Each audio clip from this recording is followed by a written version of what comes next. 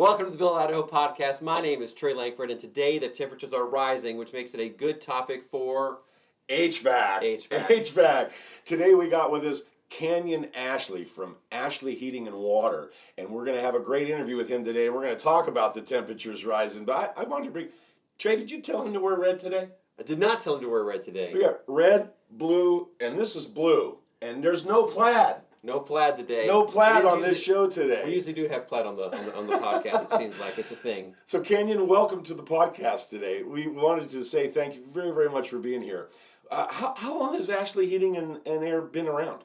So Ashley Heating and Air opened up December at 1994. Ashley company's actually been continually running since 1910.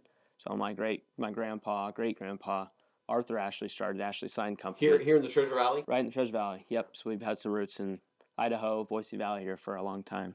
Oh, that's great. I remember that from a long time ago when I used to hang out with your father. Oh. Your father and I were friends, so it sure is fun to see you all grown up sitting here today. So John, give us one quick story about his father. Oh, no. One quick story. Okay, well, before you were born, we were standing on our snowmobiles. We were sitting on our snowmobiles on the top of the cornice on West Mountain. Okay.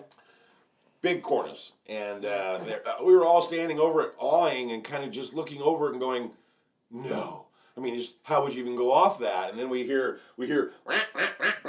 behind us because your dad had everything, all the horsepower you could get, and him and your mom before they were married went right off that cornice and landed, and it was a good 50 feet down there. The hole they left, and then all of a sudden you just saw them pop out of that, and we were like.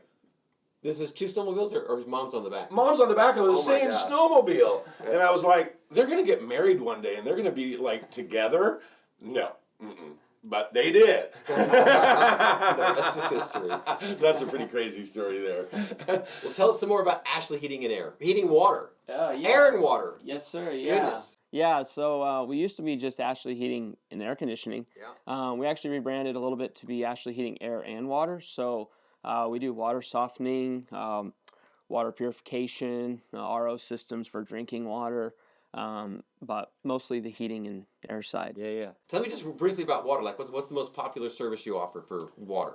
Water heaters. Okay. Yeah, a lot of water heater repairs, replacements. Tankless is big going these days, where it's continually heating. What is the main differentiator of someone deciding to go tankless or tank? What's the biggest part of the decision? They want lower utilities. Oh, really? Yeah. I wouldn't have guessed that. I would have thought they have a lot of kids and maybe just needed more hot water. That's another factor. It's kind of a separate statement, but with most houses here are 50 gallons of standing hot water, and you got to continually heat that 50 gallons all the time, whether you're using it, whether you're on vacation, right. You're continually heating that. Well, you only ever refill that when you use it, so the rest of the time you're just storing it. Yeah. Whereas a tankless, it runs idle, it's off. Yeah, because I'm gone all day and I'm sleeping all night, so yeah, it gets used in the morning. So it turns on. It's not instant. We don't go on the side of it's instant hot water or anything, but it's continual. 7 to 10 gallons per minute, it'll continually run. So if you got 4 or 5 bathrooms going at once, it's going to be hard for that continually heating when you're taking 52-degree water in and put 135-degree water out. But it's on. I'm glad I brought that up. I didn't know that. I didn't know that either. Okay. I had no idea. Oh, yeah. Yeah, so you only use it when you need it, so you save a lot there. It is 90% efficient, so you get the most out of the heating you can. Yeah, that's fantastic. So, what kind of services do you guys provide to your clients? What kind of? So we do a lot of duct cleanings. Duct cleaning's big. Really? Houses 5-10 years old get a lot of dirt, dust, grime in their ductwork. So to protect the system, cleaning those out occasionally, 5 to 10 years is recommended for doing that. I'm so glad we have him on Yeah, here. I'm learning all kinds of I want to go home and clean my ducts. I thought that the air going through the ducts was enough to push all that crud into your house. No, we use the 35 horse system that will actually pull out most of that, and then we agitate it with compressed air as well to remove that. And we also do a cleaner. Agitate. We all do that. Yeah, agitate. Agitate. A little bit of warm air in there to agitate. Yeah. That's just awesome. I really never knew that. And in real estate, we don't actually even, you know what I never hear? What's that? I never hear a client say, could you guys do me a favor? You can service the HVAC, but nobody ever says, can you get the ducts cleaned? Nobody ever says that. Yeah.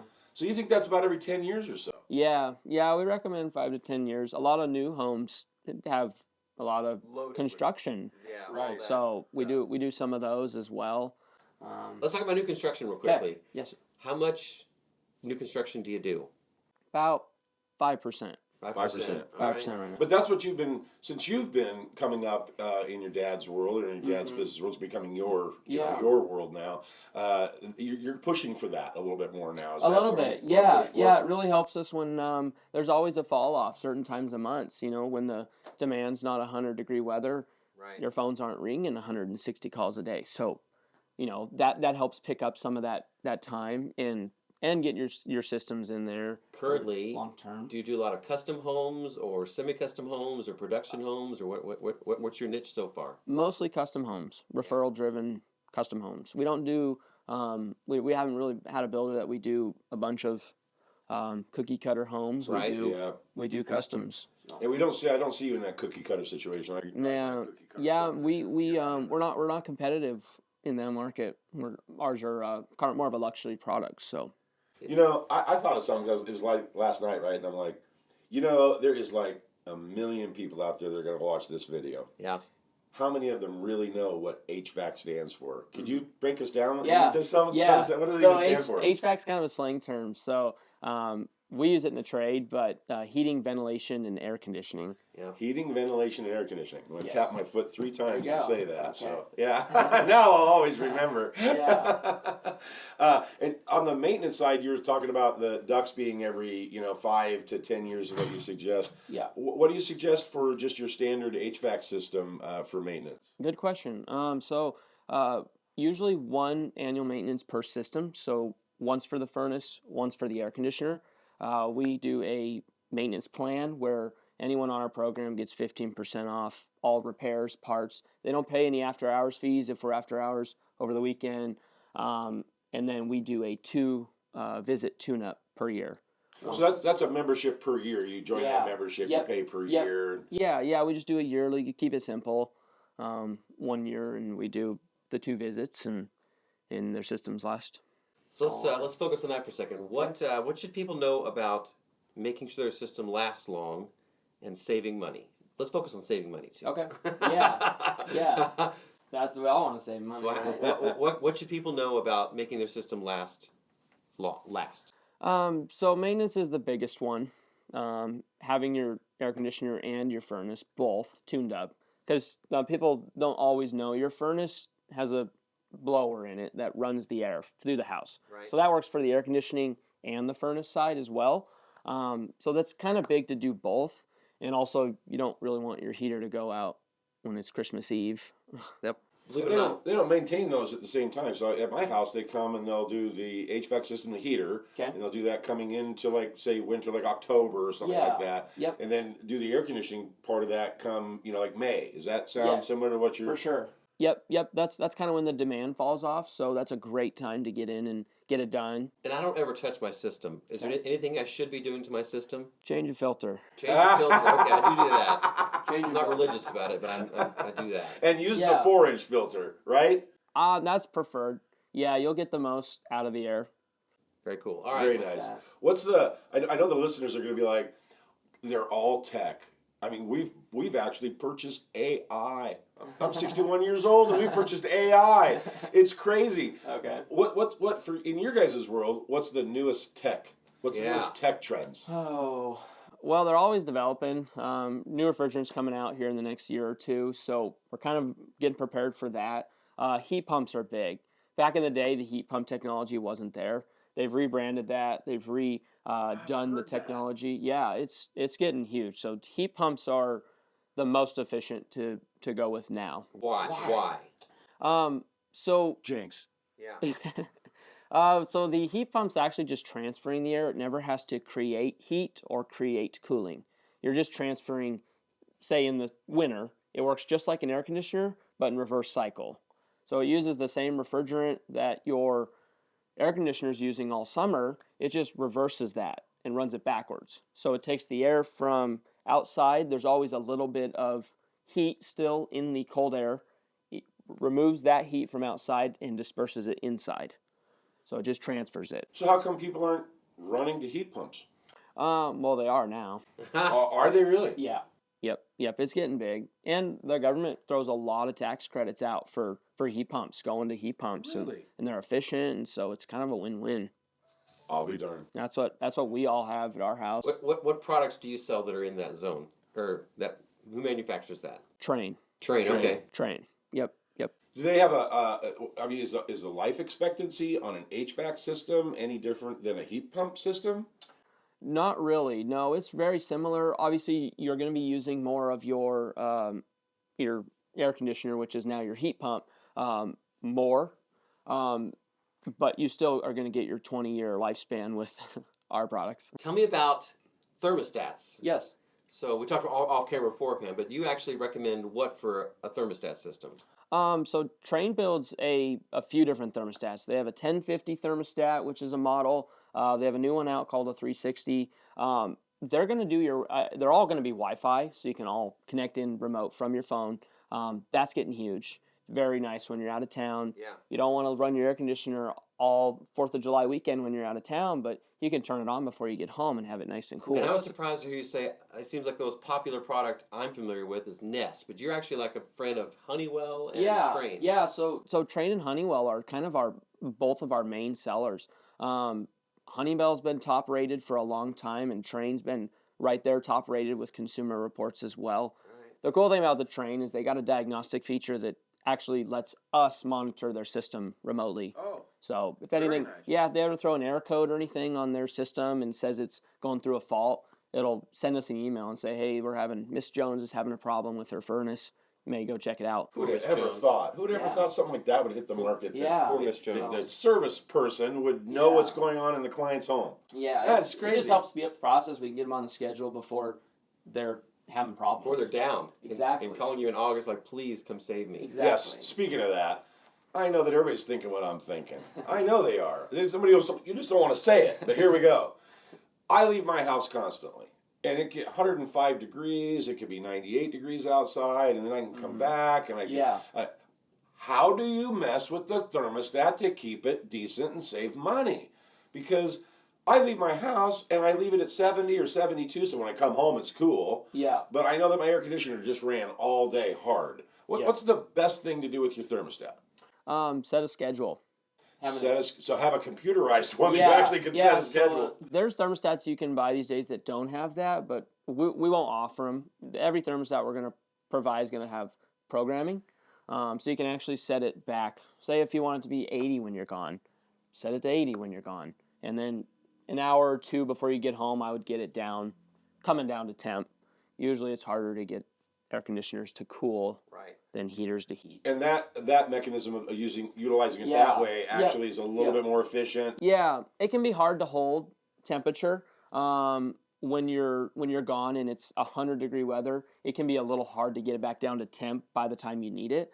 So summer's a little harder to hit that temperature, but you can definitely go up a few degrees and save some money. Let me ask you if you've heard of this. I don't know all the details at all, but I've heard that the way we buy power could change, and that we would get a lower cost when it's off-peak times and at a higher cost when it's. Have you heard about this yet? Not. That's okay. I'm just checking. I don't know all the details, but I've heard about We're that. on the rumor Something side. yeah, we're on we're the on the fact rumor side. side. I know. There's some houses set up through Idaho Power that have a separate module box at their air conditioner where they can at peak times shut them off. Yeah. And then they get a rebate on their monthly utility costs. Let's go back to new construction. Okay. What are some tips? Because we do a lot of new construction here. Okay. What are some tips you would tell someone that would help them design that so that the house is designed to help the HVAC system be more efficient overall? What are some tips? Windows is a big one. Yeah. Low UV value. So every window is going to have a UV value. Yeah, just explain that for those that don't know. Not me. I know, of course. Yeah. You can tell me. UV rating is a rating they put on the windows to allow how much basically insulation factor they have in them. They use air, argon inside the windows because they're not actually one window. There's two panes together that helps with that. Still, a window's nowhere near compared to a wall. They let a lot of heat in through there. So, Makes sense. and then facing the house is big. Windows on the south side are naturally going to be really hot. So that's where a professional like us can remove heat out of those rooms that are problems. We can fix that with a few tips up our sleeve. So are they? My niece just had a situation where her house is 2 stories. Okay. And she had a hard time keeping the upstairs warm, cold when she wanted to be cold. Yeah. So tell the folks that I think there's dual zones. For sure. Right? Tell us a little bit about that. So that's one of our number one challenges is hot upstairs. Yeah. There's a few ways we can fix that. Dual zoning is huge. You actually put air distributors into your ductwork to allow the upstairs to be on its own thermostat and the downstairs to be on its own thermostat. So that would be a simple 2-zone system. And then the furnace just determines, hey, upstairs is hot. We want to turn the AC on, but downstairs is fine. So they turn the AC on upstairs, and downstairs shuts off, and then they only run it upstairs. Then again, saving your utility costs. Just curious, does it cost a lot more to do that, or is it pretty minimal?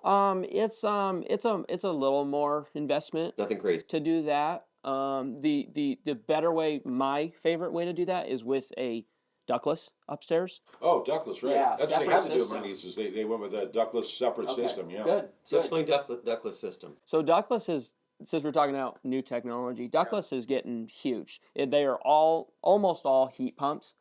So they run heating and cooling. Is that the one where like it's above the door and its own little unit? Yeah, Okay. little, usually white. Yeah. Yeah, so we deal with Mitsubishi actually. So Mitsubishi, they build a bunch of different styles. They can do them recessed into the ceilings. They can put them on the floor. Wall heads up on the wall are the most popular, and they work great for backup. If you ever have a system go down, you have backup source of heat, cooling. So, and they're ultra efficient. I want you to sell yourself. What makes Okay. Ashley different from other HVAC companies? We're just your friends. So we've been in the valley a long time. Yeah. It's not by accident, and we got a good name behind us. Good name. All of our technicians have 50 hours of training per year per technician before they ever enter your home. They're background checked. They're drug tested, and we have 100% money back guarantee. How big is your team? We're right around 20, 22 people all the time. So yeah. All right. That's fantastic. Is your mom involved in the business? A little bit. She used to be. Yep. So back when she had me, she went basically to a stay-at-home mom. She took care of a lot of the things around the house.